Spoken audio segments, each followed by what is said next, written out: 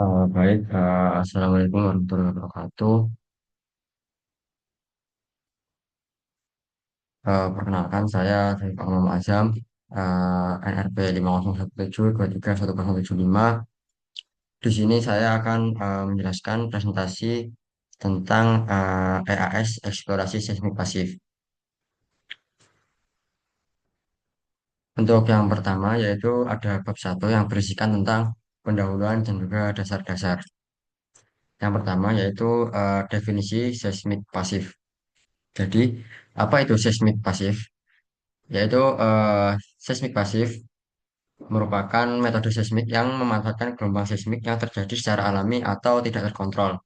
Nah, seperti contohnya itu gempa bumi, tremor vulkanik, mikrotremor, dan juga noise yang dihasilkan oleh lingkungan secara alami. Prinsip utamanya itu tidak menggunakan sumber buatan atau biasa disebut no active source. Jadi, sensor hanya merekam energi yang sudah tersedia oleh alam. Secara matematis, sinyal terukur di sini U dalam kurung XT dijelaskan oleh rumus integral dalam bentuk sebagai berikut. Nah, di mana sinyal U, XT itu sinyal terukur, G, X, ST itu fungsi green antara sumber dan receiver, F dalam kurung ST itu sebagai fungsi sumber yang tidak diketahui, yang dimanfaatkan adalah statistik dari noise atau interferometrinya. Kemudian untuk selanjutnya yaitu ada perbedaan antara seismik pasif dan juga seismik aktif. Nah, jadi apa perbedaannya? Yang pertama, perbedaan utama metode ini dengan seismik aktif itu terletak pada kontrol energi. Jadi seismik pasif ini pure menggunakan energi yang tidak dapat dikontrol, sehingga durasi perekamannya itu harus jauh lebih lama dibanding seismik aktif. Sebaliknya, kalau seismik aktif itu menggunakan sumber buatan seperti palu, dinamit, atau vibroseis yang memberikan kontrol penuh terhadap energi dan juga resolusi yang dihasilkan nanti akan tinggi. Namun, biayanya itu juga akan jauh lebih mahal. Untuk slide selanjutnya yaitu ada sumber gelombang pasif. Sumber gelombang dalam metode pasif ini dikategorikan menjadi dua jenis. Yang pertama yaitu alami dan juga antropogenik. Sumber alam itu meliputi seperti gempa tektonik, tremor vulkanik, pergerakan fluida di reservoir panas bumi, serta gelombang laut yang menghasilkan mikroseisme, yaitu antara 0,05 sampai 1 Hz. Nah, sementara itu untuk yang antropogenik meliputi seperti getaran kendaraan, eh, mesin di sebuah industri atau sebuah pabrik, dan juga aktivitas konstruksi yang seringkali menghasilkan noise berfrekuensi tinggi. Next slide, yaitu aplikasi utama seismik pasif. Sebelumnya metode ini itu memiliki aplikasi yang luas, artinya dapat digunakan dalam berbagai bidang. Nah, contohnya itu ada di bidang geoteknik dan juga site response. Contohnya metode VSR ini digunakan untuk mengestimasi frekuensi natural tanah atau F0 dan kedalaman bedrock menggunakan persamaan resonansi, yaitu yang ini F0 sama dengan Vs per 4H. Di bidang reservoir dan geothermal, itu metode seismik pasif ini digunakan untuk memonitoring tremor dan juga identifikasi jalur fluida. Nah, sedangkan dalam bidang vulkanologi, seismik pasif itu sangat krusial untuk mendeteksi tremor vulkanik akibat aktivitas magma yang dangkal. Oke, next slide, yaitu ada karakter gelombang pasif dan juga keterbatasannya. Nah, karakteristik data seismik pasif umumnya itu didominasi oleh frekuensi rendah atau biasa disebut low frekuensi. Nah, sinyalnya ini tuh bersifat kontinu atau tidak impulsif dan heterogen, sehingga pengolahannya itu membutuhkan teknik stacking dan cross correlation. Namun, metode ini tuh memiliki beberapa keterbatasan, yaitu sumber energi tidak terkontrol, durasi rekaman yang perlu waktu lama atau panjang, kemudian resolusi yang tidak terlalu tinggi atau rendah untuk lapisan yang sangat dangkal. Dan yang terakhir, interpretasi HVSR itu bisa bersifat non-unik. Jadi seperti itu. Oke, lanjut ke next slide, yaitu pada bab 2. Jadi ya pada bab 2 ini saya akan menjelaskan tentang dasar-dasar gelombang seismik untuk metode pasif. Nah, Di sini ada penjelasan parameter gelombang. Jadi di sini dapat dilihat bahwa amplitudo itu merupakan nilai puncak yang punya energinya dan menurun akibat spreading. Nah, kemudian frekuensi yang menentukan sensitivitas kedalaman. Jadi frekuensi tinggi itu sensitif ke dangkal, sedangkan frekuensi yang rendah itu dapat menembus ke lapisan yang lebih dalam. Kemudian panjang gelombang atau lambda ini berhubungan dengan kecepatan, yaitu melalui rumus lambda yaitu C per F ya di sini. Jadi itu. Terus untuk yang fase ini juga penting, yaitu untuk menentukan hubungan waktu antar komponen. Jadi seperti itu. Terus kemudian untuk waktu tempuh atau T itu dikontrol oleh jalur ray dan struktur kecepatan. Oke, itu untuk penjelasan parameter gelombang. Dan selanjutnya yaitu ada jenis gelombang. Jenis gelombangnya terbagi menjadi dua, yaitu antara body wave dan surface wave. Gelombang badan atau body waves merupakan gelombang yang merambat menembus bagian dalam bumi. Nah, gelombang ini itu bergerak melalui material di bawah permukaan dan menjadi dasar informasi tentang struktur internal. Gelombang B adalah gelombang konvensional yang merambat paling cepat dan dapat melewati padatan cairan maupun gas. Sifat-sifatnya yaitu gerak partikel sejajar arah rambat, kecepatan tertinggi, dan tiba paling awal pada sensor. Kemudian gelombang S adalah gelombang geser yang merambat lebih lambat dan hanya dapat bergerak dalam material padat. Yaitu sifat-sifatnya gerak partikel tegak lurus arah rambat, tidak merambat di fluida, dan sumber utama terbentuknya gelombang permukaan. Nah, untuk pengertiannya, surface wave ini adalah gelombang yang merambat di sepanjang permukaan bumi dan memiliki amplitudo besar di near surface. Nah, gelombang ini itu sensitif terhadap lapisan dangkal dan menjadi komponen utama pada rekaman pasif. Gelombang Rayleigh terbentuk dari kombinasi gelombang P dan SV yang menghasilkan gerak elips di permukaan. Nah, sifat-sifatnya yaitu gerak partikel elips retrograd dekat permukaan, amplitudo besar di near surface, dan bersifat dispersif atau kecepatannya itu bergantung pada frekuensinya. Kemudian gelombang Love itu berasal dari gelombang SH yang terjebak pada lapisan dangkal sehingga bergerak secara horizontal. Sifat-sifatnya yaitu gerak partikel itu horizontal, yaitu tanpa komponen vertikal, kemudian memerlukan low velocity layer untuk terbentuk, dan yang terakhir dominan pada kondisi kontras kecepatan geser yang tajam. Oke. Dan untuk selanjutnya yaitu propagasi gelombang. Nah, perambatan gelombang itu diatur oleh prinsip fisika ketika gelombang melewati batas dua medium dengan kecepatan yang berbeda. Nah, arah rambatnya akan berubah atau membelok sesuai hukum Snellius. Nah, seperti ini ya, itu merupakan gambar dari hukum Snellius. Nah, sinar akan dibiaskan mendekati atau menjauhi garis normal tergantung perbandingan indeks bias kedua medium tersebut. Di seperti itu. Kemudian lanjut ke koefisien refleksi dan juga transmisi. Yang pertama, apa itu koefisien refleksi? Nah, koefisien refleksi adalah nilai yang menunjukkan seberapa besar energi gelombang yang dipantulkan kembali ketika gelombang itu sudah mengenai batas dua medium yang berbeda. Nah, ini ada kaitannya dengan hukum Snellius tadi ya. Kemudian, koefisien refleksi ini ditentukan oleh kontras impedansi. Kemudian, kontras yang besar itu maka pantulannya juga besar. Kemudian yang kontras yang kecil maka pantulannya juga akan kecil. Nah, untuk sudut pantul tetap sama dengan sudut datang. Kemudian untuk yang koefisien transmisi itu menunjukkan seberapa besar energi gelombang yang berhasil diteruskan ke medium berikutnya. Atau mungkin dapat dibiaskan ya bahasanya. Nah, ini itu dipengaruhi oleh kemiripan sifat elastik antar medium. Kemudian untuk sifatnya yaitu kontras yang kecil maka berarti transmisinya besar. Kemudian untuk kontras yang besar maka sebaliknya transmisinya juga akan menurun. Arah gelombang yang diteruskan itu juga mengikuti pembelokan hukum Snellius. Seperti ini. Nah, oke. Kemudian selanjutnya dispersi gelombang permukaan.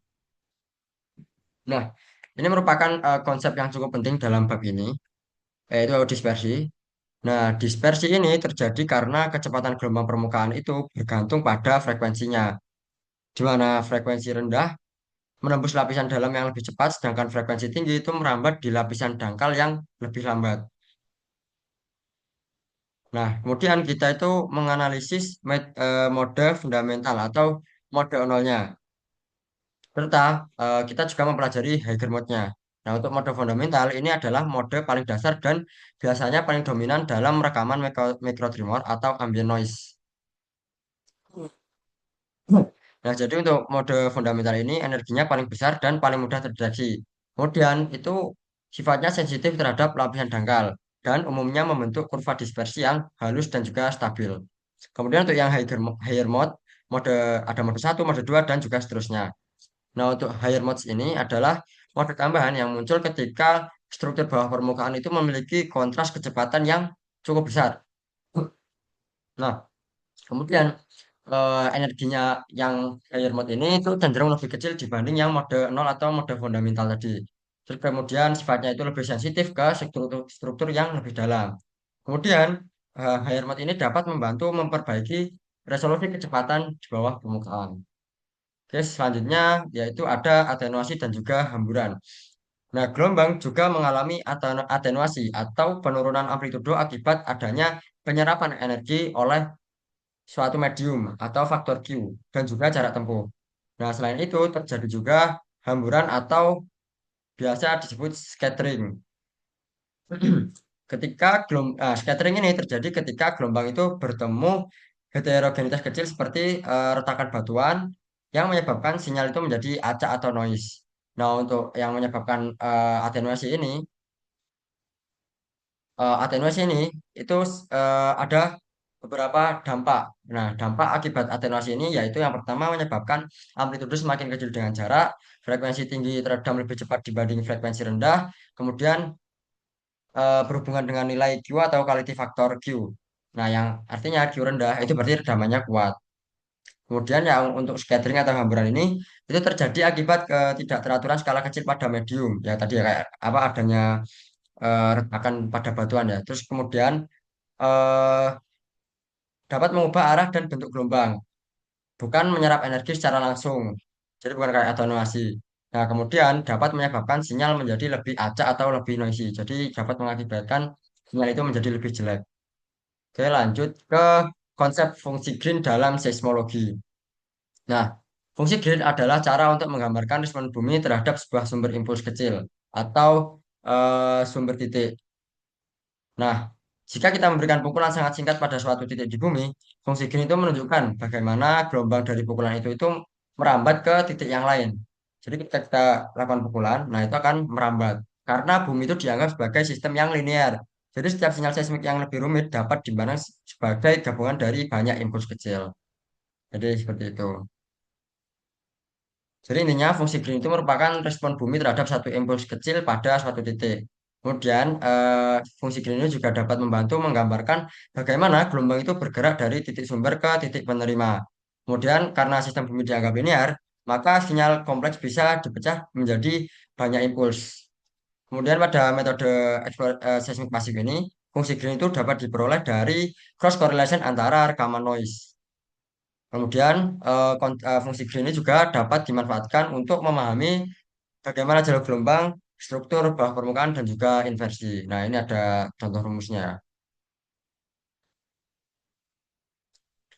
Oke, untuk selanjutnya kita lanjut ke bab 3, yaitu instrumen perekaman seismik pasif. Nah, jadi kita lanjut ke bab 3, yaitu instrumentasi perekam seismik pasif. Oke, lanjut. Nah, yang pertama yaitu prinsip dasar transducer. Nah, transducer itu berfungsi mengubah gerakan tanah menjadi sinyal listrik. Ada dua jenis utama di sini, yaitu geofon dan juga akselerometer. Geofon itu bekerja dengan induksi elektromagnetik dan merespon kecepatan tanah. Jadi sensitif pada frekuensi menengah sampai ke tinggi. Sementara untuk akselerometer itu bekerja berdasarkan gaya inersia. Nah, jadi merespon percepatan tanah dan sangat sensitif pada frekuensi rendah. Oke, jadi sifat-sifatnya untuk geofon itu merespon kecepatan, bukan percepatan atau perpindahan. Dan sensitivitasnya itu berada pada frekuensi yang menengah hingga ke tinggi. Kemudian untuk Sifat yang ketiga yaitu memiliki redaman internal untuk menstabilkan respon mekanik. Untuk yang akselerometer, itu dia merespon percepatan partikel tanah secara langsung. Dan sifatnya itu sangat sensitif pada frekuensi yang rendah. Kemudian memiliki kemampuan dinamis lebih luas dibandingkan geofon. Oke, next, yaitu ada karakteristik sensor. Di sini saya membagi menjadi empat karakteristik sensor, yaitu yang pertama ada eh, respon frekuensi. Nah, respon frekuensi itu menggambarkan rentang frekuensi di mana sensor dapat bekerja secara akurat. Sensor seismik itu tidak merespon semua frekuensi secara merata. Nah, jadi setiap sensor memiliki frekuensi, resonansi, dan batas bawah sampai atas yang menentukan kualitas rekaman. Geofon itu umumnya memiliki respon baik pada frekuensi menengah hingga ke tinggi. Jadi di atas frekuensi resonansinya, misalnya 4,5 Hz atau 10 Hz. Nah, untuk akselerometer itu memiliki respon yang lebih datar dan mampu merekam frekuensi rendah hingga periode panjang. Respon ini itu menentukan apakah sensor ini itu cocok untuk mikrotremor, HVSR, atau tomografi pasif. Kemudian yang kedua yaitu ada sensitivitas atau sensitivity. Nah, sensitivitas ini menunjukkan besarnya tegangan listrik yang dihasilkan sensor untuk satuan gerakan tanah. Nah, untuk geofon, sensitivitasnya itu biasanya dinyatakan dalam V dalam kurung V terus buka kurung M per S tutup kurung karena ini tuh mengukur kecepatan. Kemudian untuk akselerometer itu sensitivitasnya dalam rumus V per ms per M per S kuadrat karena mengukur percepatan. Jadi bedanya ada di kecepatan dan juga percepatan. Untuk geofon itu di kecepatan, kalau akselerometer itu di percepatan. Kemudian untuk noise dasar atau self noise, noise dasar adalah gangguan internal yang berasal dari komponen sensor itu sendiri. Nah, jadi akselerometer broadband itu cenderung memiliki noise dasar rendah, cocok untuk sinyal yang berperiodik panjang. Kemudian untuk geofon itu memiliki noise dasar yang lebih tinggi pada frekuensi rendah sehingga sifatnya itu kurang efektif untuk sinyal yang long period atau periode panjang. Kemudian untuk yang D ada rentang dinamik atau biasa di bahasa Inggris kan menjadi dynamic range. Rentang dinamik ini adalah selisih antara sinyal terkecil dan terbesar yang dapat direkam oleh sensor tanpa distorsi. Dituliskan dalam dB atau desibel. Nah, rentang dinamik tinggi itu berarti sensor mampu menangkap sinyal sangat kecil dan sinyal besar secara bersamaan. Kemudian untuk akselerometer broadband biasanya itu memiliki rentang dinamik lebih tinggi dibanding geofon. Nah, seperti itu. Oh, sorry. Selanjutnya di sini ada jenis-jenis sensor ya. Jadi di sini ada visualisasi yang menunjukkan dari macam-macam jenis sensor. Yaitu yang pertama ada geophone moving coil standar, yaitu yang paling kiri. Kemudian yang di sebelahnya ada sensor khusus frekuensi rendah. Kemudian yang akselerometer ada akselerometer di sebelahnya lagi. Kemudian yang terakhir paling kanan yaitu ada sensor hibrida. Nah, pemilihan jenis sensor ini harus disesuaikan dengan target frekuensi survei dari kita. Seperti itu. Oke, selanjutnya yaitu ada digitizer dan juga sistem perekaman. Digitizer adalah komponen yang mengubah sinyal analog dari sensor geofon atau akselerometer menjadi sinyal digital. Kemudian resolusi itu menunjukkan jumlah bit yang digunakan untuk mempresentasikan amplitudo sinyal. Jadi di sini semakin tinggi jumlah bitnya itu maka semakin kecil quantization step yang dihasilkan. Sehingga sinyal yang kita rekam itu akurasinya lebih tinggi. Nah, jadi di sini contoh 16 bit itu sama dengan 65.536 level amplitudo. Untuk yang 24 bit itu menghasilkan 16.777,200 16.777.216 level amplitudo. Digitizer yang 24 bit ini lebih umum digunakan pada seismik pasif, eksplorasi seismik pasif karena memiliki dynamic range yang lebih besar dan juga mampu menangkap sinyal amplitudo yang sangat kecil seperti mikrotremor. Kemudian untuk yang sampling rate itu menunjukkan seperti berapa kali per detik. Kayak kita mengambil sampel dari rentang berapa detik gitu. Kayak misal contohnya kita mau mengambil fs-nya itu 60 per detik. Nah, berarti kita ngambil 60 apa ya namanya ya? 50 sampel dalam waktu 1 detik itu. Nah, seperti itu contoh apa penjelasannya. Jadi sampling rate menunjukkan berapa kali per detik sinyal analog diambil untuk diubah menjadi digital. Nah, satuannya ini nanti dalam satuan hertz atau sampel per second. Dalam studi seismik pasif, 100 sampai 200 SPS itu cukup untuk HVSR, mereka tremor, dan juga gelombang permukaan. Dan untuk yang 500 sampai 2000 SPS itu digunakan jika ingin menangkap frekuensi yang lebih tinggi. Contohnya pada vibrasi atau getaran bangunan. Syarat utamanya itu harus mengikuti Nyquist criterion atau ya Nyquist. Jadi apa itu Nyquist? Yaitu fs atau frekuensi sampling itu harus lebih besar sama dengan dua frekuensi maksimal. Jadi harus lebih besar dari 2 kali frekuensi maksimal agar eh, sampling rate-nya itu bagus. Nah, jadi seperti itu. Untuk kapasitas penyimpanan berhubungan dengan kemampuan sistem untuk menyimpan data selama periode akuisisi. Nah, ini salah penulisan ya, mohon maaf. Ini harusnya kapasitas. Sistem jadi kapasitas penyimpanan ini berhubungan dengan kemampuan sistem untuk menyimpan data selama periode akuisisi. Nah, kapasitas dipengaruhi oleh jumlah kanal sensor, yaitu ada 1C, 3C atau array multi channel. Kemudian ada resolusi digitizer 16 bit versus 24 bit dan juga dipengaruhi oleh sampling rate.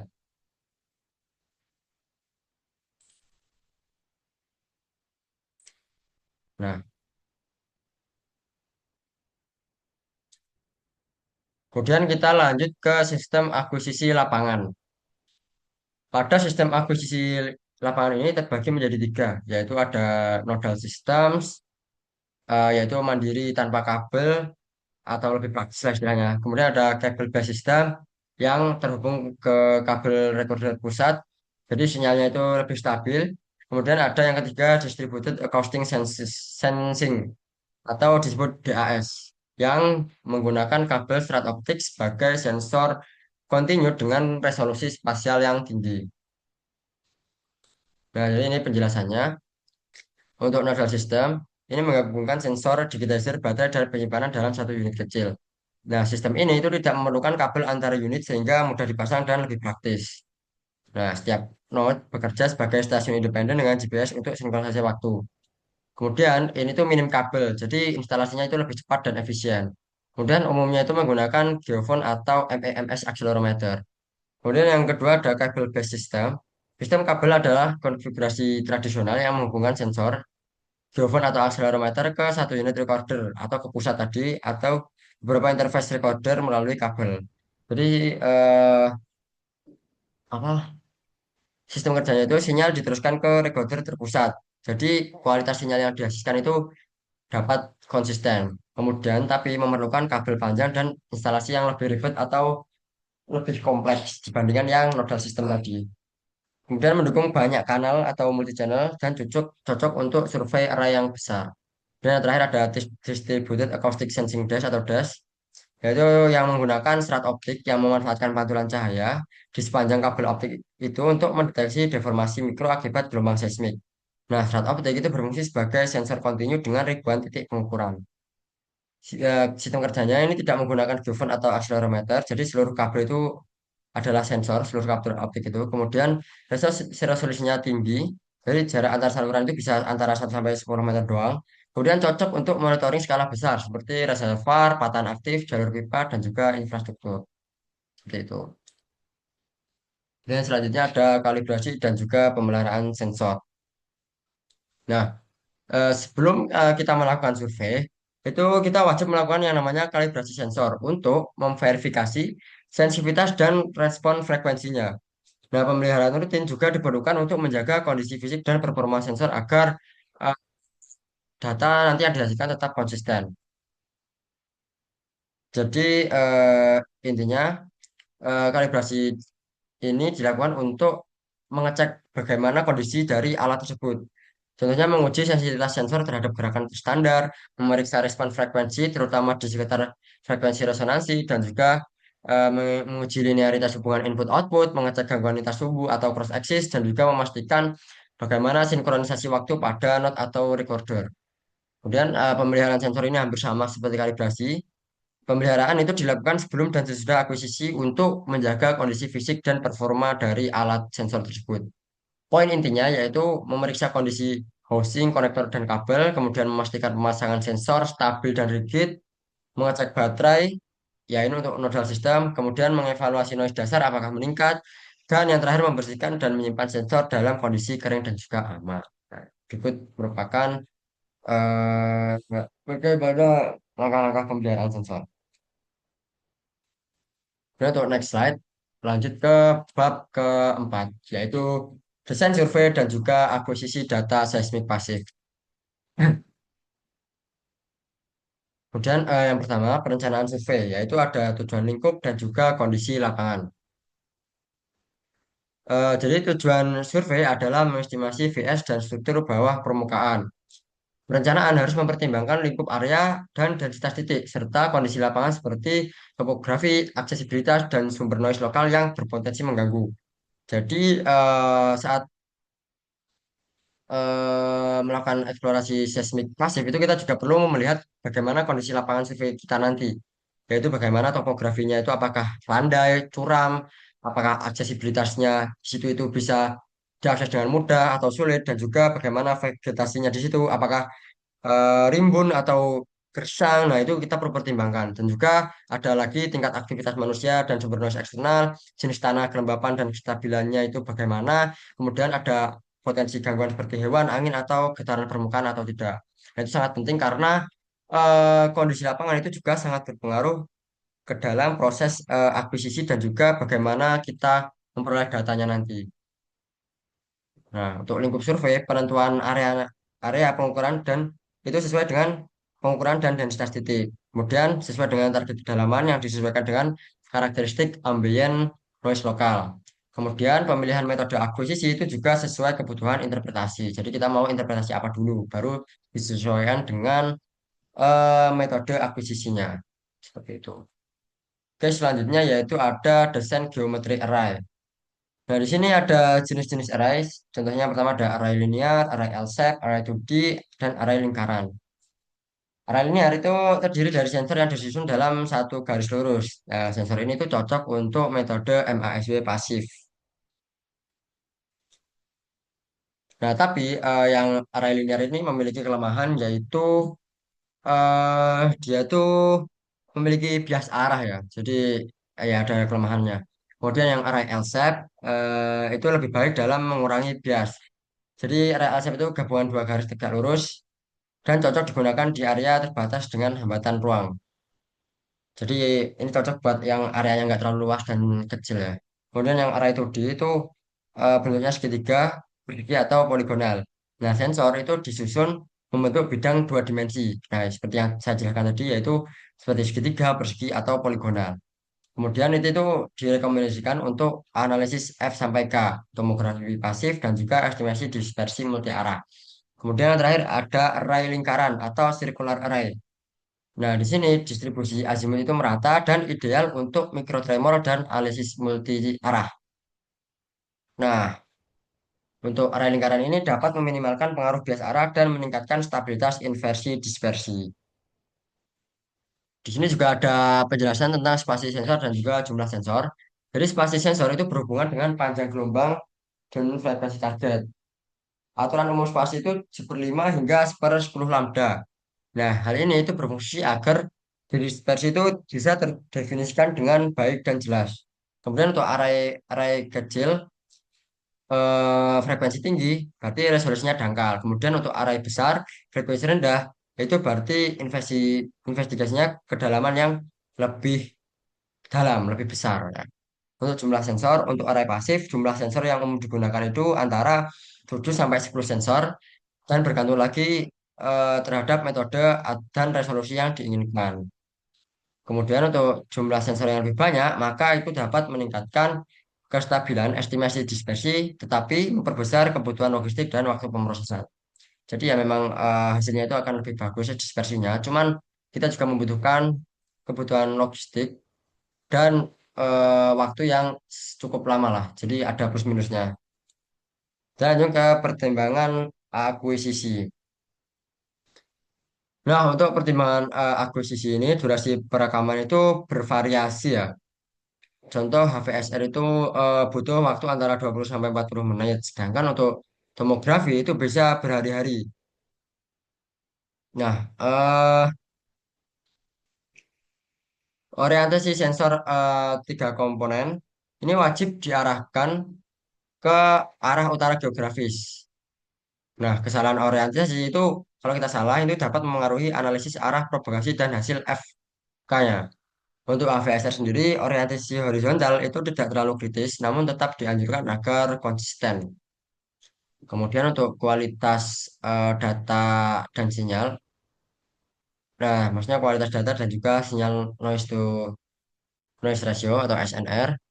SNR yang baik itu diperlukan agar sinyal gelombang permukaan dapat dianalisis secara optimal. Nah, faktor yang dapat menurunkan SNR itu seperti kendaraan, mesin di sebuah industri atau pabrik, kemudian ada angin, getaran hewan, dan juga interferensi lokal. Kemudian untuk kita meningkatkan SNR itu dapat melalui rekaman pada waktu aktivitas rendah, yaitu pada saat jarangnya aktivitas makhluk hidup, yaitu pada malam hari atau pada pagi banget lah, pagi hari, agar ya tidak ada aktivitas yang mengganggu gitu. Terus kemudian pemilihan lokasi yang jauh dari kebisingan atau dari aktivitas makhluk hidup, kemudian dilakukan pemeriksaan spektrum selama QC lapangan. Kemudian untuk teknik pemasangan sensor atau kopling dengan tanah atau batuan. Nah, di sini kualitas data itu benar-benar bergantung pada kopling. Jadi di sini memastikan sensor memiliki kontak mekanis langsung dengan tanah. Jadi harus benar-benar sensor itu ada kontak lah dengan tanah. Dan tidak terdapat rongga udara antara sensor dan permukaan. Jadi benar-benar harus nempel. Kemudian selanjutnya agar data bagus itu menjaga sensor stabil agar tidak bergeser selama rekaman. Karena memang kopling sensor ini sangat penting karena kualitas data itu bergantung juga dengan kopling sensor ini. Kemudian selanjutnya ini juga berpengaruh terhadap bagaimana pengaturan kopling sensor ini juga ada pengaruhnya dengan tanah batuan. Jadi menyesuaikan dengan jenis tanah batuannya. Untuk pas tanah lunak itu permukaan harus dipadatkan dan tanam sebagai sensor.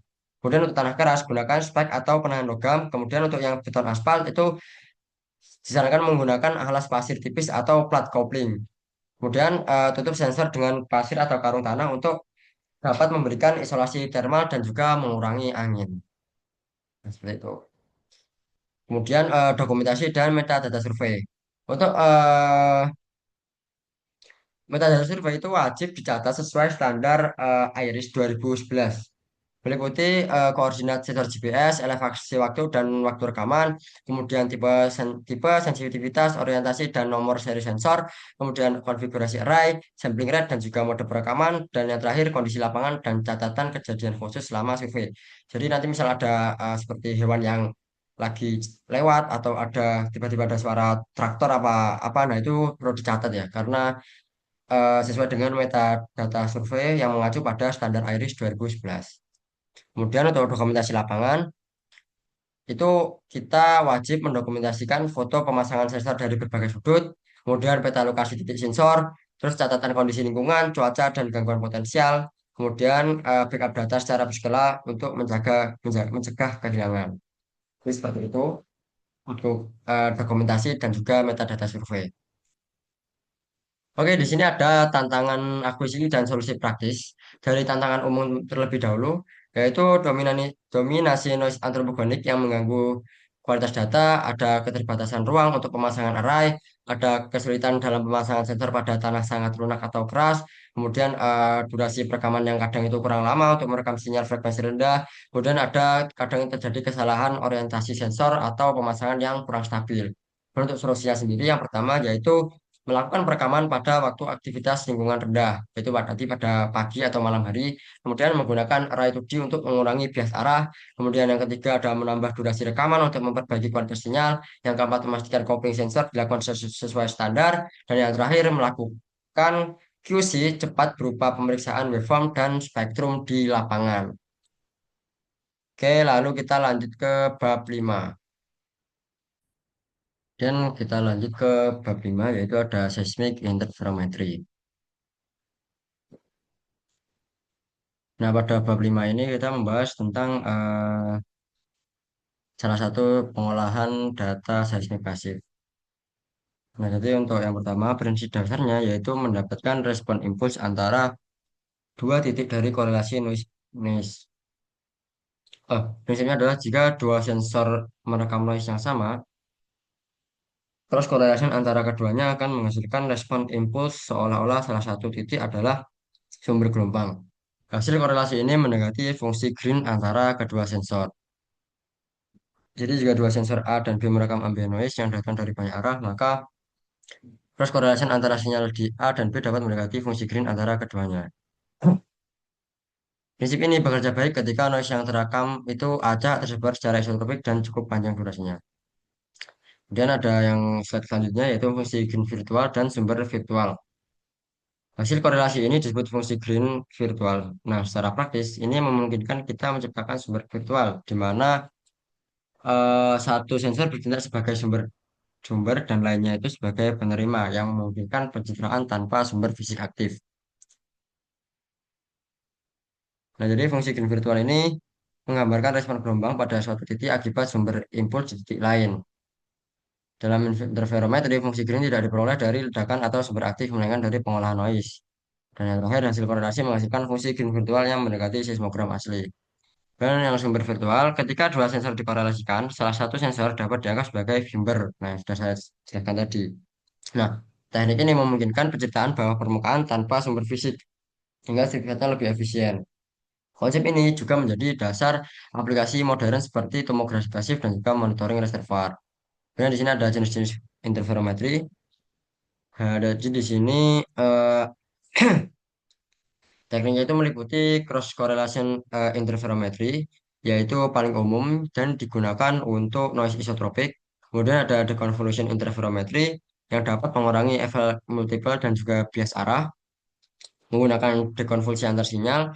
Kemudian yang terakhir ada cross koherensi interferometry yang berbasis koherensi spektral untuk menormalkan amplitudo. Ya, jadi digunakan untuk memperkuat bagian sinyal yang memiliki hubungan fasa yang stabil dan baik digunakan untuk kondisi ambient noise yang tidak stabil atau dipengaruhi noise lokal. Sebenarnya yaitu asumsi dan keterbatasan metode. Metode ini berasumsi bahwa sumber noise terdistribusi merata atau bersifat isotropik. Jika dominan dari satu arah, maka nanti hasilnya juga akan bias. Sementara prinsip resiprositas juga harus berlaku. Kemudian durasi perekaman panjang diperlukan untuk memenuhi asumsi statistik ini. Jadi prinsip resiprositas itu menyatakan bahwa respon gelombang dari A ke B sama dengan dari B ke A. Nah, jadi jika medium mengalami perubahan atau tidak homogen, maka resiprositasnya juga dapat terganggu. Kemudian durasi perekaman juga harus panjang. Kemudian gangguan noise lokal ini juga kadang menjadi halangan seperti aktivitas manusia. Kemudian noise frekuensi tinggi dari kondisi lingkungan juga. Nah, ini dapat mendominasi hasil korelasi. Dan untuk next selanjutnya yaitu aplikasi interferometri.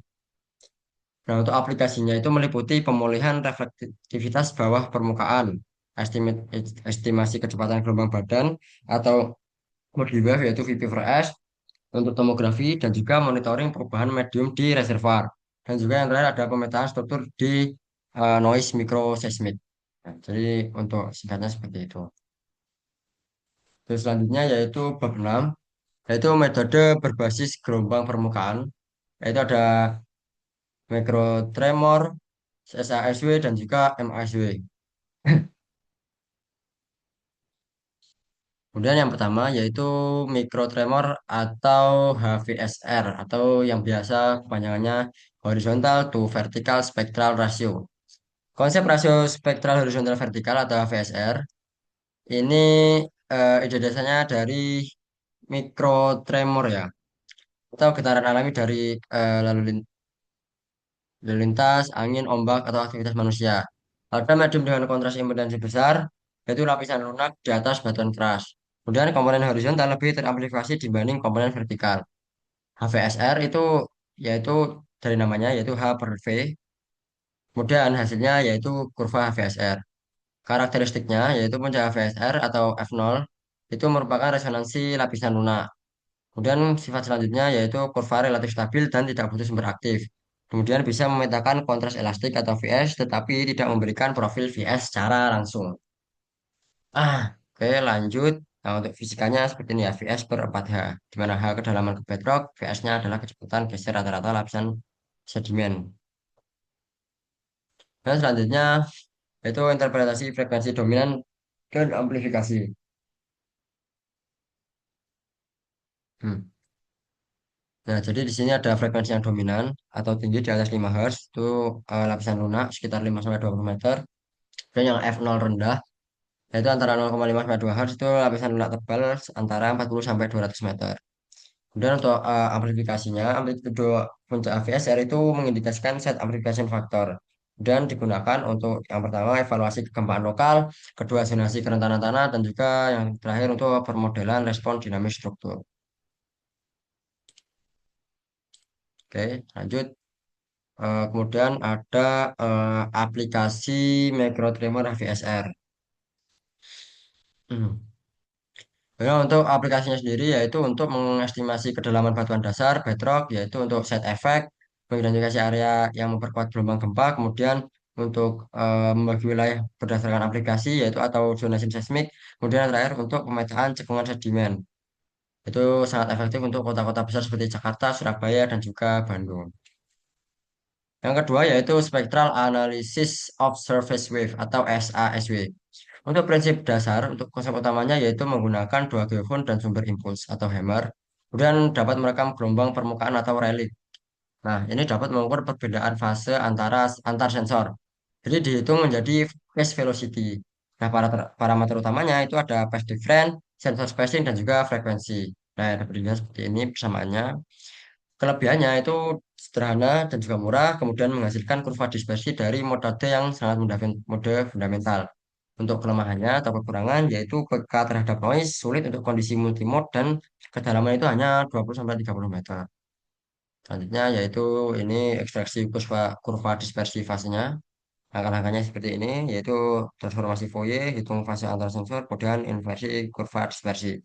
Nah, kesimpulannya, SASW ini cocok untuk kedalaman dangkal dan kondisi lapisan yang sederhana. Oke, kemudian selanjutnya ada MASW atau Multi-Channel Analysis of Surface Wave.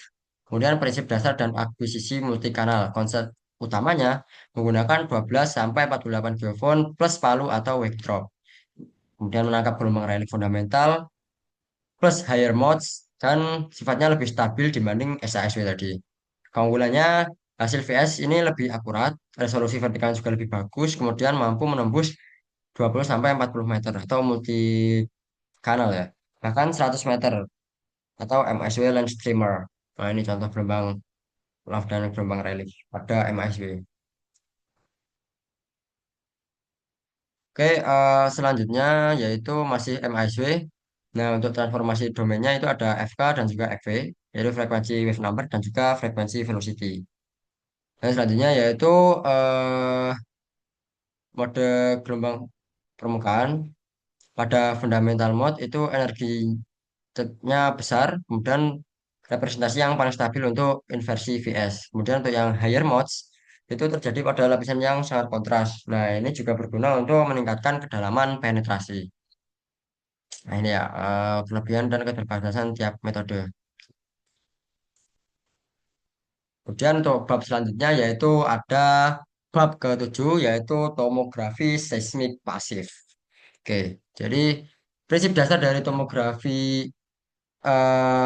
seismik pasif atau tomografi waktu tempuh ini yang pertama, tomografi waktu tempuh adalah metode rekonstruksi distribusi kecepatan gelombang seismik di bawah permukaan bumi dengan menginversi residu waktu tempuh atau travel time residuals. Untuk prinsip fisikanya, gelombang merampas lebih cepat melalui material yang lebih padat atau dingin dan lebih lambat melalui material lunak atau panas atau cekungan sedimen. Nah, untuk konsep di fungsi greennya atau Green's Function Retrieval dalam ANT prinsip atau ambient noise sorry ya ambient noise tomography. Nah, itu prinsip utamanya adalah mengekstrak fungsi green antara dua penerima. Nah, secara teoritis, korelasi silang atau cross correlation dari medan gelombang difusi atau diffuse wave field atau noise acak yang direkam oleh dua stasiun akan menghasilkan bentuk gelombang yang merepresentasikan perambatan gelombang dari satu stasiun ke stasiun yang lain. Nah, ini didasarkan pada teorema fluktuasi disipasi atau fluctuation dissipation theorem yang menyatakan bahwa fluktuasi thermal atau acak dalam sistem mengandung informasi respons sistem tersebut. Kemudian untuk geometri pengukurannya, satu stasiun itu dianggap sebagai sumber maya atau virtual source dan stasiun pasangannya itu sebagai receiver atau penerima. Hal ini itu memungkinkan pengukuran waktu tempuh antar stasiun secara langsung tanpa memerlukan sumber aktif, yaitu seperti ledakan gitu, atau gempa bumi. Sini yaitu ada sumber pasif untuk tomografi ya. Nah, di sini ada dua. Yang pertama, sumbernya itu melalui gempa lokal atau lokal earthquake tomography atau LET. Nah, sumbernya itu berasal dari gempa bumi tektonik alami yang terjadi di dalam area studi. Nah, untuk keterbatasannya itu distribusi spasialnya buruk. Nah, karena gempa bumi ini terkonsentrasi di batas lempeng yang menyebabkan kekosongan data atau poor rate coverage di wilayah interior benua atau area aseismik. Kemudian ada juga kelemahan yang lain yaitu bias frekuensi. Pada pengamatan jarak jauh atau teleseismik, frekuensi tinggi itu hilang akibat atenuasi intrinsik dan hamburan atau scattering yang menurunkan resolusi citra. Kemudian yang kedua yaitu sumbernya dari noise terkorelasi atau ambient noise tomography (ANT). Yaitu sumbernya memanfaatkan ambient noise yang dominan dihasilkan oleh interaksi laut atmosfer atau microseism dalam gangguan atmosfer. Sinyal paling kuat muncul pada pita microseism primer yaitu sekitar 15 detik dan sekunder sekitar 7,5 detik. Keunggulannya yaitu tersedia terus-menerus dan sumber terdistribusi luas di permukaan sehingga ideal untuk mengekstrak gelombang permukaan atau relief. Kemudian menghasilkan distribusi pengukuran kecepatan gelombang geser yang homogen pada kerak dangkal hingga menengah. Dan picking waktu tempuh yaitu picking waktu tempuh body wave yaitu P dan S. Untuk yang picking body wave metode konvensional yaitu gelombang picking dilakukan pada waktu tiba atau first break komponen vertikal ya, first break picking. Kemudian atau picking first break. Nah, kemudian untuk yang gelombang fase S atau gelombang geser transversal itu picking dilakukan pada komponen horizontal. Nah, seringkali sulit ditentukan karena tertutup oleh kode gelombang P atau sinyal interference. Dan yang kedua di sini ada dengan cara equivalent pada ANT, yaitu melalui pengukuran dispersinya. Itu ada tahapan pre-processing data, yaitu pertama temporal normalization menggunakan metode running absolute mean untuk menekan sinyal gempa bumi yang kita anggap sebagai gangguan dan irregularitas instrumen. Kemudian ada spectral widening meratakan spektrum amplitudo untuk memperlebar pita frekuensi dan mengurangi efek sumber noise monokromatik. Nah, misalnya ini sinyal 26S dari Teluk Juni. Kemudian yang kedua ada frekuensi time analysis atau FTAN. Nah, ini proses otomatis untuk mengukur kecepatan grup dan fase. Kemudian FTAN ini melibatkan pembuatan peta energi atau amplop sinyal dalam domain frekuensi versus waktu, lalu melacak penggungan dispersi atau dispersion range. Kemudian terakhir ada phase match filtering, yaitu penerapan filter anti dispersi untuk memisahkan sinyal utama dari gangguan multipathing atau koda sebelum pengukuran ulang dilakukan.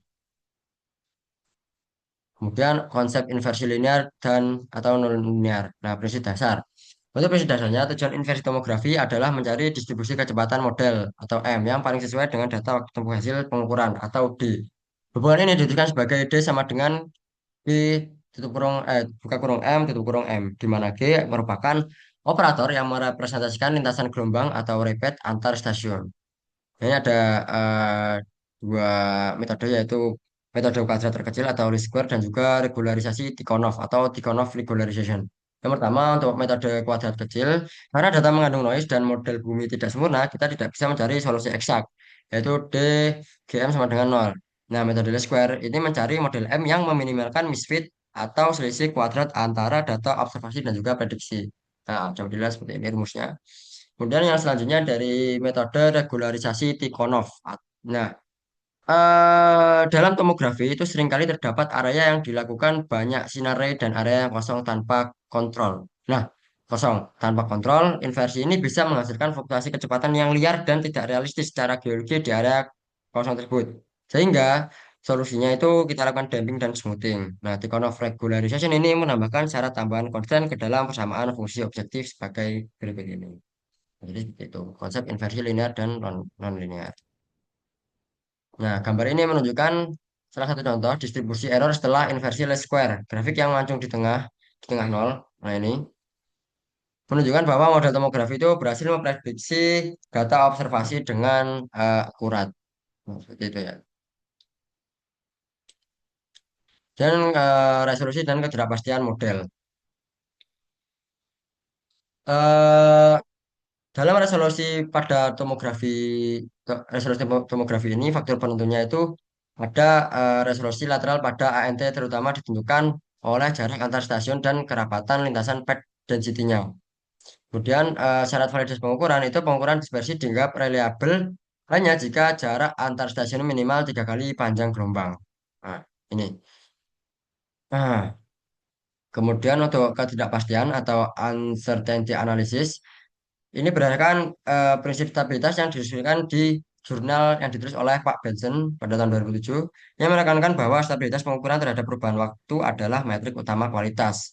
Kemudian ada di sini temporal repeatability atau keterulangan musiman, yaitu mengukur deviasi standar dari hasil stacking data sekitar 3 bulanan, yaitu musim dingin dan musim panas. Kemudian ada variabilitas antar musim dianggap sebagai representasi ketidakpastian pengukuran. Nah, yang terakhir ada sinyal to noise ratio proxy. Di sini terdapat hubungan empiris di mana SNR berbanding terbalik dengan error pengukuran. Jika data jangka panjang tidak tersedia, nilai SNR dapat digunakan sebagai proksi untuk mengestimasi ketidakpastian. Umumnya NSR spektral itu di bawah 10, sehingga diperlukan untuk pengukuran kecepatan grup yang reliable. Nah, ini contoh gambarnya estimasi ketidakpastian via repeatability. Nah, ini konsistensi bentuk gelombang hasil stacking data 3 bulanan tadi yang antara musim dingin dan panas. Ini digunakan sebagai dasar perhitungan ketidakpastian model. Dan yang ini itu proksi kualitas data. Jadi grafik hubungan terbalik antara sinyal to noise ratio dan error pengukuran. Data dianggap reliable untuk tomografi jika memiliki SNR spektral itu di bawah lebih dari 10. Seperti itu. Dan kita lanjut ke bab 8 yaitu pra pengolahan dan pengolahan data dasar.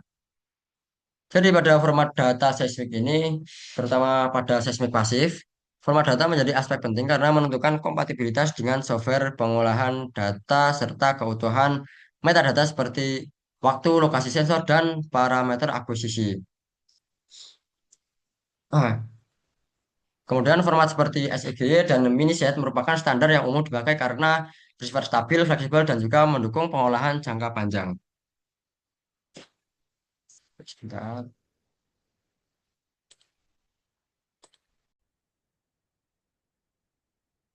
Nah, kemudian lanjut. Oh, itu jenis format standar seperti SEGY itu format standar industri untuk data seismik. Menyimpan header lengkap seperti trace header dan binary header, kemudian mendukung banyak jenis waveform.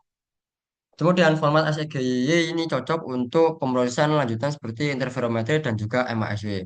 Kemudian yang minisit itu merupakan versi ringkas dari format sheet, hanya data waveform aja, dipakai pada jaringan seismometer broadband.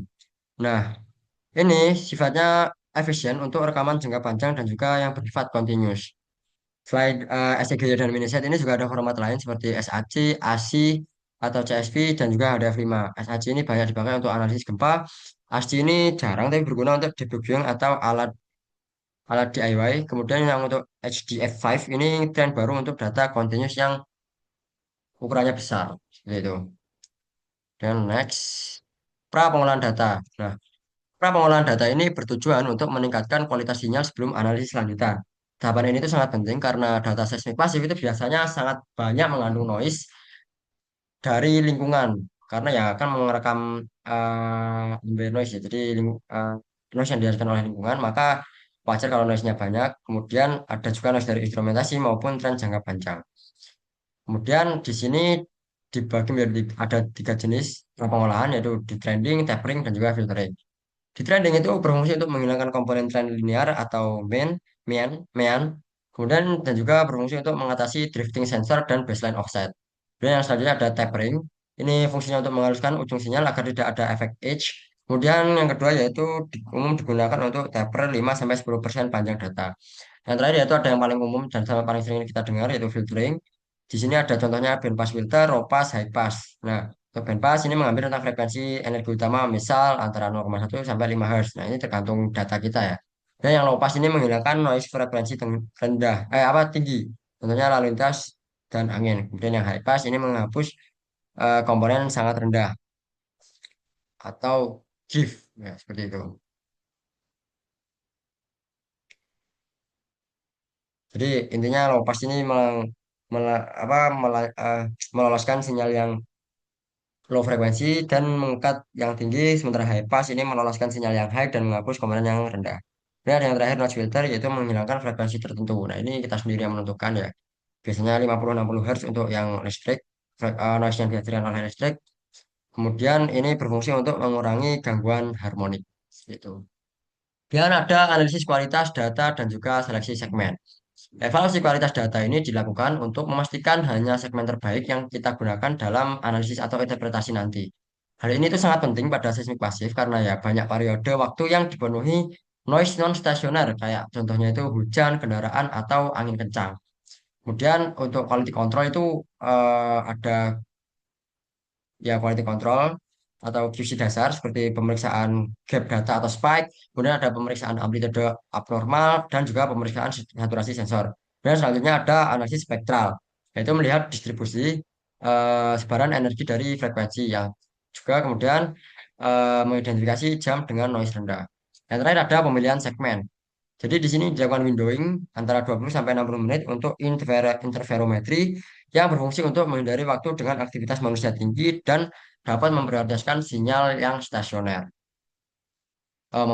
Memprioritaskan sinyal stasioner. Yang slide selanjutnya itu ada pengolahan interferometri seismik.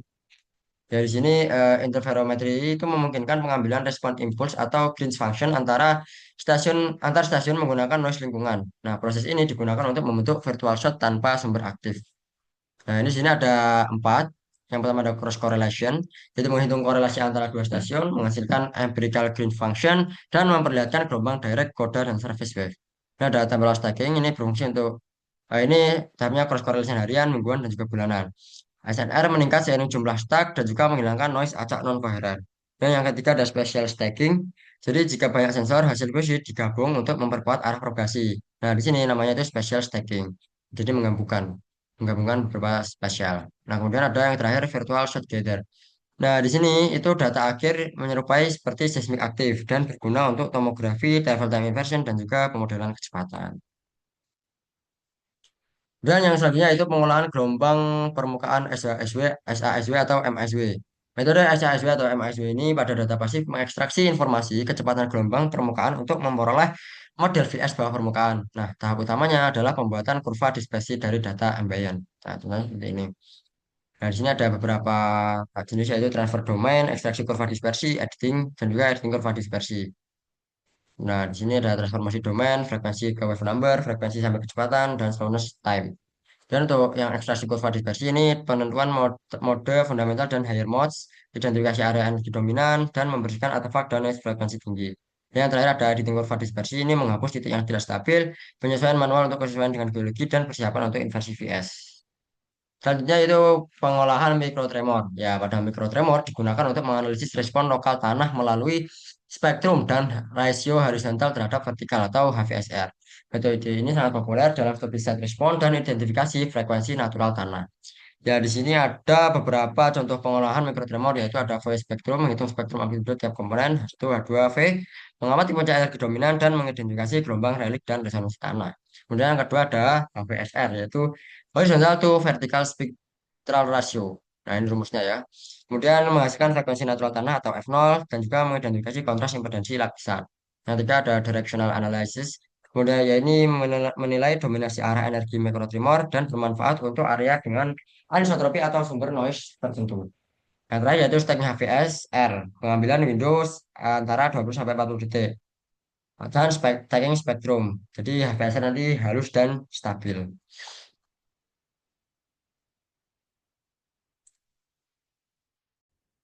Kemudian untuk yang bab ke-9 itu ada inversi parameter bawah permukaan. Yaitu yaitu merupakan pendekatan inversi untuk membangun model fisik bawah permukaan berdasarkan pengukuran gelombang seismik. Nah, inversi merupakan proses matematis untuk memperoleh parameter model yang tidak terukur secara langsung melalui parameter kecepatan geser, ketebalan lapisan, kecepatan kompresi, potensi elastik, dan juga variasi lateral kecepatan. Dan model awal bumi dan parametrisasi. Model bawah permukaan dianggap sebagai lapisan horizontal 1D atau layer cake di atas half space.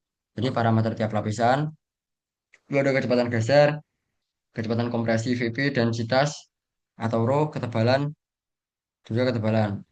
Nah, fokus biasanya itu VS dan ketebalan. Nah, di sini ada inisial model.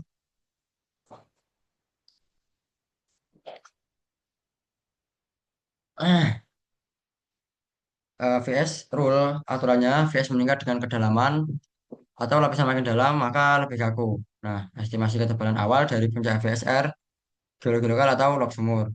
Nah, di sini juga digunakan batas parameter atau bounds untuk mencegah solusi tidak realistis atau VS terlalu kecil atau terlalu besar.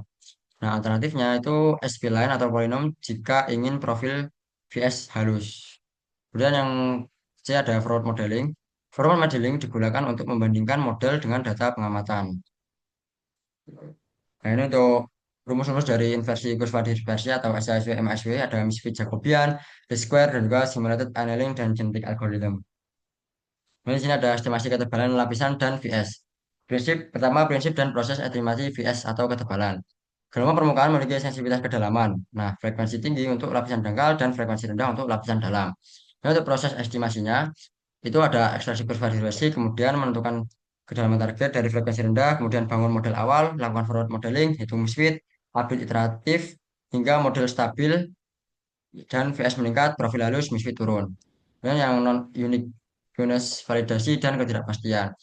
Di ini terdapat trade-off VS. Nah, jadi ketebalan atau banyak kombinasi menghasilkan dispersi serupa. Sehingga nanti perlu pembatasan, yaitu jumlah lapisan mineral, regularisasi smoothing, dan batas fisik. Jadi VS naik dengan kedalaman. Kemudian validasi dilakukan dengan uji sintetik.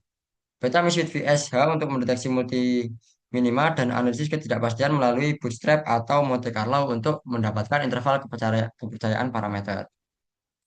Nah, di sini ada inversi HVSR, yaitu estimasi profil impedansi dan indeks refraksi. HVSR memanfaatkan mikrotremor untuk mengidentifikasi frekuensi resonansi atau F0 pada suatu lokasi. Nah, F0 muncul karena adanya kontras impedansi elastik atau ROVS antara lapisan sedimen dan batuan dasar. Kemudian proses inversi HVSR itu pertama hitung HVSR, kemudian buat model satu di berlapis, kemudian kita lakukan forward modeling yang menghasilkan HVSR prediction, kemudian kita minimasi misfit antara HVSR ops dan juga HVSR prediction, dan juga kita lakukan metode umum yaitu genetic algorithm, simulated annealing, PSO, neighborhood, dan juga algorithm karena masalah nonlinear. Nah, di sini ada rekonstruksi model kecepatan dan validasi, yaitu tomografi pasif hingga integrasi metode. Pada inversi tomografi pasif, menggunakan waktu tiba gelombang seismik alami untuk memetakan variasi kecepatan 2D dan juga 3D. Nah, proses inversinya yaitu mengumpulkan arrival time, ray tracing, minimasi misfit, dan metode yang digunakan yaitu Dirichlet square, smoothing, dan juga conjugate gradient. Outputnya nanti berupa penampang atau volume kecepatan dan juga zona low velocity versus high velocity. Dan untuk estimasi ketidakpastian dan analisis resolusi itu menggunakan ray density, kemudian resolving matrix, split function, dan juga checkerboard task. Nah, untuk estimasi ketidakpastian itu menggunakan covariance matrix, yaitu mengukur ketidakpastian tiap parameter, bootstrap atau Monte Carlo, yaitu eh, mengulang inversi dengan data acak, menghasilkan confidence interval, dan perturbasi model. Model stabil jika perubahan kecil tidak mengubah hasil secara signifikan. Kemudian yang terakhir yaitu ada integrasi multimetode, yaitu bentuk integrasi atau joint interpretation mencocokkan batas sedimen bedrock antar metode. Kemudian joint inversion yaitu gabungan dispersi plus HVSR plus travel time. Kemudian cross constraint yaitu hasil satu metode jadi batasan metode lain. Manfaatnya yaitu mengurangi non-uniqueness, meningkatkan akurasi struktur yaitu PS per VP, dan juga hasil geologi lebih konsisten dan reliable. Gitu. Dan yang terakhir yaitu bab 10 yaitu interpretasi geologi dan aplikasi. Oke, di sini ada hubungan VS dan juga sifat fisik batuan ya. VS ditentukan oleh modulus geser dan juga densitas. Nah, VS menggambarkan kelakuan geser batuan. Batuan yang lebih kaku, maka nilai VS-nya juga akan lebih tinggi. Nah, seperti ini. Seperti lihat, kalau batuan keras itu VS-nya tinggi. Kemudian kerapatan retakan jika menurunkan VS. Kemudian konsolidasi kompaksi itu dapat meningkatkan VS. Kalau lebih kompak, maka VS-nya juga akan naik. Kemudian untuk porositas dan saturasi. VS tidak dipengaruhi fluida, tetapi berkurang jika porositasnya nanti tinggi. Kemudian cuaca atau alterasi itu menghasilkan zona lapuk. Kalau zona lapuk, VS nanti jauh lebih rendah. Nah, ini dapat dilihat lebih lengkapnya ya, tadi.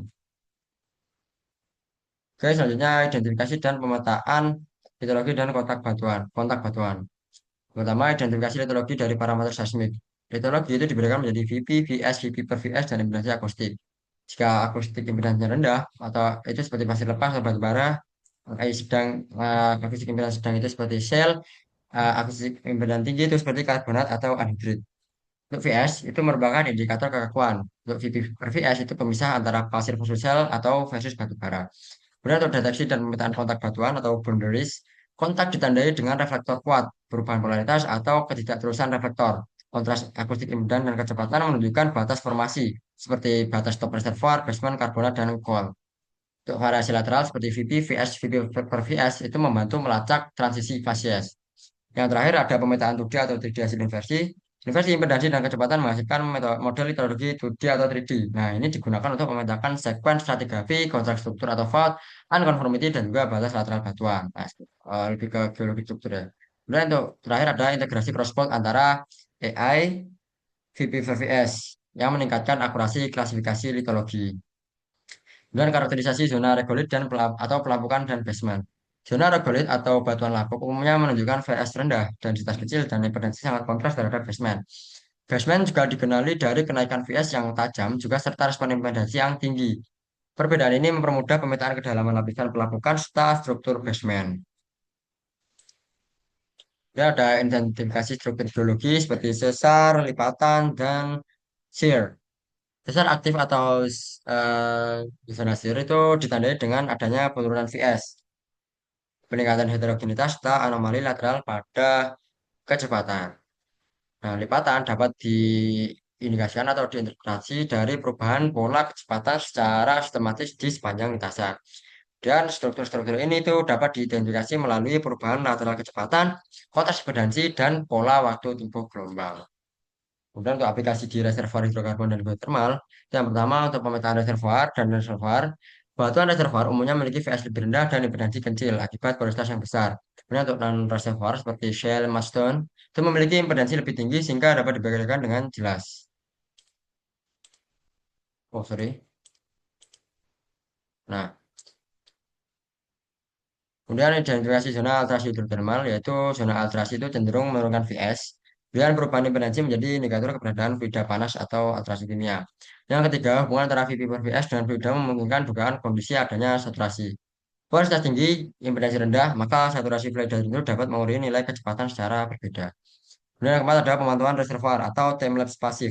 Perubahan kecepatan dan resonansi dari waktu ke waktu digunakan untuk memonitor perubahan tekanan, temperatur, atau migrasi fluida di reservoir. Tracing pasif itu sangat cocok untuk pemantauan jangka panjang karena tidak membutuhkan sumber yang aktif. Nah, ini studi kasus terintegrasi, interpretasi data pasif dan untuk pemodelan geologi bawah permukaan. Nah, ini ada evaluating liquefaction, sustainability through HVSR and MSU method, case study in Mamuju. Ya, studi dilakukan setelah gempa eh, di Mamuju pada 2021. Metode itu digunakan HVSR. Kemudian area aluvial tebal memiliki F0 rendah, yaitu sekitar di bawah 2,5 Hz, dan VS30 rendah di bawah 175 meter per second, dan menunjukkan kerentanan likuifaksi yang tinggi. Area dengan batuan lebih kompak memiliki VS30 yang tinggi, sehingga kerentanannya rendah. Kemudian hasil digunakan untuk pemetaan mikrozonasi bahaya dan mitigasi gempa.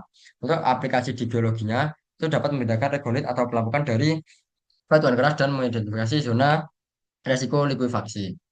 Yang kedua ada General Integrated Passive Seismic and Geological Resistivity Method for Cavity Identification in Limestone Quarry. Tambang kapur aktif di Sumatera Barat ini dipakai untuk menentukan dominan frekuensi. Data VSR nanti dipadukan dengan survei resistivitas geolistrik. Hasilnya menunjukkan anomali resistivitas tinggi yang dikorelasikan dengan pola VSR tinggi yang mengindikasikan adanya rongga bawah permukaan. Pendekatan gabungan ini meningkatkan keandalan deteksi struktur bawah tanah yang tidak terlihat secara langsung. Nah, aplikasi biologi dan geotekniknya ini dapat mengidentifikasi rongga kars atau void ya, ya rongga-rongga di kuari. Yang penting untuk mitigasi bagaimana nanti bisa runtuh apa enggak. Kemudian validasi dilakukan dengan uji sintetik beta misit VSH untuk mendeteksi multi minima dan analisis ketidakpastian melalui bootstrap atau Monte Carlo untuk mendapatkan interval kepercayaan parameter. Nah, seperti itu ya. Dan ini ada integrasi dengan metode geofisika lain seperti gravitasi, magnetik, geolistrik, dan juga seismik aktif. Nah, jadi untuk uh, dari seismik pasif sendiri itu dapat diintegrasikan dengan metode geofisika lain. Jadi tidak berdiri sendiri. Karena apa? Karena kadang kalau kita menggunakan satu metode aja itu hasilnya kurang valid dan ada misinterpretasi. Sehingga kita perlu validasi dengan menggunakan metode lain seperti gravity, magnetik, geolistrik, dan juga seismik aktif. Nah, jadi kurang lebih seperti itu. Nah, ini prinsip seperti seismik itu kecepatannya, kecepatan VSVP, gravitasi dan intensitas batuan, magnetik itu mineral magnetik dan komposisi batuan, geolistrik itu untuk resistivitas. Nah, ini ada workflow-nya yaitu untuk mengintegrasiannya itu yaitu cross validation, itu saling mencocokkan anomali antar metode, sequential integration, joint invention, dan juga probabilistic fusion. Nah, ini aplikasi praktis integrasi. Jadi pemetaan reservoir contohnya. Kombinasi antara seismik pasif resistivitas untuk mendeteksi zona pori Bellevue fluida. Dan ini ada identifikasi alterasi hidrotermal juga. Dan ada kelebihan dan keterbatasan integrasi juga. Kelebihannya yaitu mengurangi non-uniqueness, meningkatkan keandalan modal dan memperkaya interpretasi petrofisika. Dan kemudian keterbatasannya yaitu membutuhkan asumsi petrofisika atau keselarasan lokasi data dan joint inversion cenderung kompleks. Best practice integrasi atau praktik paling bagusnya itu standarisasi koordinat dan datum flow dataset, samakan resolusi spasial dan vertikal antara metode agar hasil konsisten, estimasikan ketidakpastian setiap metode sebelum penggabungan, lakukan kalibrasi lapangan, yaitu data bor atau core bila ada, kemudian dokumentasikan asumsi petrofisika dan sensitivitas model akhir. Nah, cukup sekian presentasi yang dapat saya sampaikan. Apabila saya banyak kurangnya, saya mohon maaf karena saya juga masih belajar. Terima kasih. Selamat sore. Wassalamualaikum warahmatullahi wabarakatuh.